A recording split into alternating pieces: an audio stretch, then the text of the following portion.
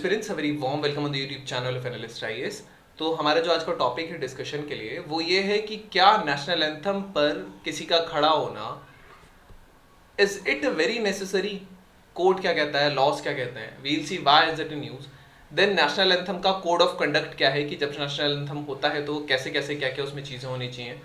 ऐसे कौन से लॉज हैं जो नेशनल एंथम को इम्प्लीमेंट करने में जो या इससे रिलेटेड लॉज हैं।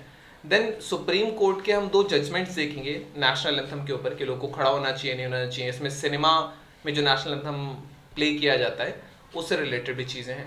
देन हम हिस्ट्री देखेंगे नेशनल एंथम का कि किसने लिखा था, क्यों लिखा था। It is also controversial. Then we have our today's prelims and the mains perspective question.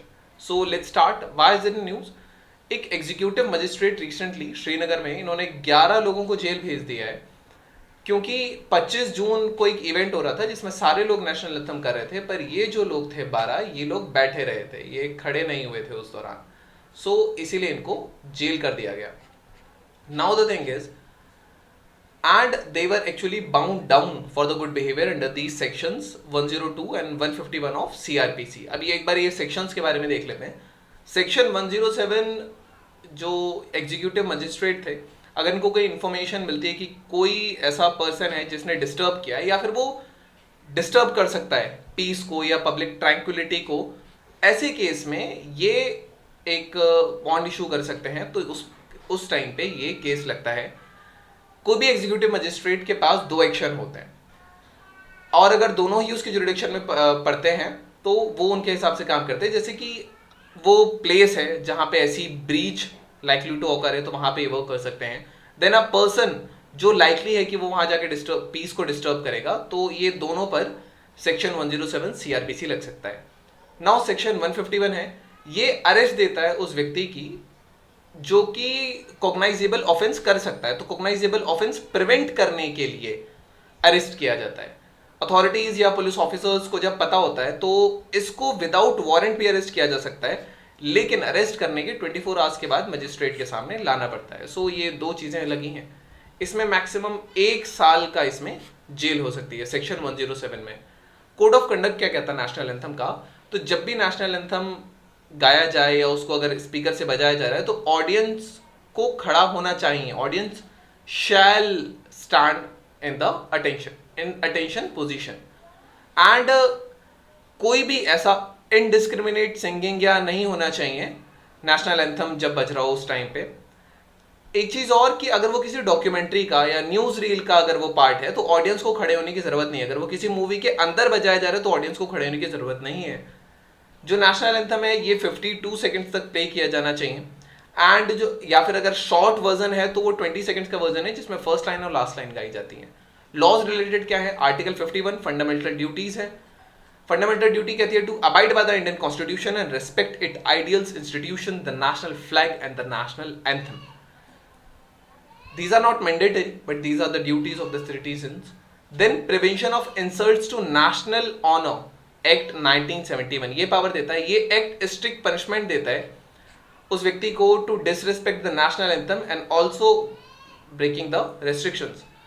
Accused जो है इसको लगभग 3 साल की सजा हो सकती है या जुर्माना हो सकता है या दोनों ही चीजें हो सकती हैं। सुप्रीम कोर्ट के व्यू क्या है रिगार्डिंग दिस नेशनल एंथम, तो एक बिजॉय एम्बुलेन केस हुआ था, ये 1986 का जजमेंट है। इसमें एक्चुअली 3 बच्चे थे, children, they belong to the Christian minority group. ये जो केस है ये केरला का था एंड इसमें वो बच्चे नेशनल एंथम में वो गा नहीं रहे थे, दे वर स्टैंडिंग साइलेंटली, बट उन्होंने मना कर दिया था कि वो नेशनल एंथम गाएंगे नहीं। तो जो स्कूल है उसने इन तीनों बच्चों को स्कूल से एक्सपेल कर दिया था। देन बात वहाँ के कोर्ट में पहुंची तो कोर्ट में जो उनके पेरेंट्स थे उन्होंने ये कहा कि नेशनल एंथम को गाना उनके जो फंडामेंटल राइट है, right to religion, article 25 constitution का, उसको वायलेट करता है। आर्टिकल 25 माइनॉरिटी का रिलीजियस प्रैक्टिसेस वो अपने साथ रख सकते हैं। You should know about the article 25 to practice the religious practices. इन्होंने कहा था कि ये केवल जेहोवा का ही प्रेइंग गा सकते हैं, जो एक हिब्रू नेम है गॉड के लिए, और एंथम एक प्रेयर की तरह था, तो बच्चे रिस्पेक्ट में खड़े होंगे लेकिन वो गाएंगे नहीं। अब देन कोर्ट का फिर ये आया था कि जब बच्चे खड़े नहीं हो रहे, भले वो गा नहीं रहे हैं, तो वो ना ही नेशनल एंथम की सिंगिंग को प्रिवेंट कर रहे हैं, ना ही वो किस हिसाब से डिस्टर्बेंस कॉज कर रहे हैं जो भी असेंबली या बाकी लोग जो उसको गा रहे हैं। तो सुप्रीम कोर्ट ने कहा था कि पीसफुली खड़े होना भी नेशनल एंथम में, भले आप उसको गाएं नहीं, ये ऑफेंस नहीं है और prevention of insults to national honour act 1971 के अंडर नहीं आता है। नेक्स्ट केस श्याम नारायण चौकसी वर्सेस यूनियन ऑफ इंडिया 2018 का केस है। ये केस 2003 में ओरिजिनेट हुआ था। इस केस में पिटिशनर ने मध्य प्रदेश हाई कोर्ट में एक याचिका दायर की थी, जिसमें जो डायरेक्टर करण जौहर है, इसके खिलाफ इन्होंने कहा था कि नेशनल एंथम को इंसल्ट किया इन्होंने अपनी एक मूवीज में। मध्य प्रदेश हाई कोर्ट ने ऑर्डर करके मूवी को रिमूव करवा दिया था थिएटर्स से, अनलेस उन सीन्स को कट ना किया जाए। देन 2004 में करण जौहर सुप्रीम कोर्ट पहुंचे और इन्होंने ये जो 2003 का जो ऑर्डर था उसको चैलेंज किया। सुप्रीम कोर्ट ने ये कहा कि जब भी नेशनल एंथम प्ले होता है किसी भी न्यूज रील या डॉक्यूमेंट्री या मूवी के बीच में, तो व्यूअर्स या audience is not expected to stand, क्योंकि वो जो मूवी की एग्जीबिशन है उसको वो हार्म कर सकता है, ये डिसऑर्डर क्रिएट कर सकता है, कंफ्यूजन क्रिएट कर सकता है मूवी के चलते दौरान। इस केस को हियर करते समय एक इंटरिम ऑर्डर 2016 में पास हुआ था कि जितने सिनेमाज हैं इंडिया में, they shall play the national anthem before the film starts, और जो बाकी जितने लोग हैं हॉल में, they are obliged to stand up to show respect towards our national anthem. Again 2018 में फाइनल जजमेंट आया था एंड इस ऑर्डर में कोर्ट ने कहा था कि जो नेशनल एंथम जो फिल्मों से पहले बजाया जाता है वो मैंडेटरी नहीं है, लेकिन केवल ऑप्शनल है और डायरेक्टरी है, डिपेंड्स अपॉन द सिनेमा और the movie makers. Now the national anthem, one of the national symbols है इंडिया का, जो रविंद्रनाथ टैगोर ने कंपोज किया था। जो नेशनल एंथम है ये इंडिया की जो नेशनल हेरिटेज है उसको हाईलाइट करता है, पेट्रियोटिज्म दिखाता है, लॉयल्टी दिखाता है कंट्री के अलोंग। दिसंबर 27, 1911 में एक चीज और हुई थी कि जो नेशनल कैपिटल था वो कोलकाता से ट्रांसफर होकर दिल्ली को नेशनल कैपिटल उस टाइम पे माना गया था। उस टाइम पे किंग जॉर्ज 5 भी इंडिया में आ रहे थे।